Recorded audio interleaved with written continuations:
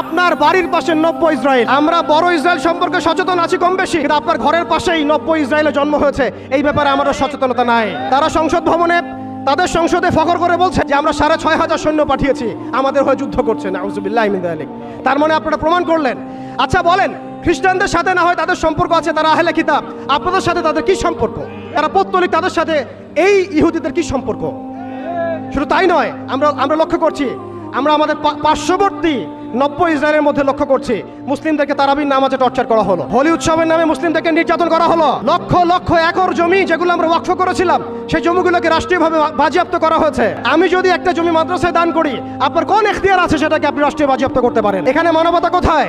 এখানে গণতন্ত্র কোথায়? এখানে এই ইউনাইটেড নেশনস কোথায়? ইউরোপিয়ান ইউনিয়নগুলো কোথায়?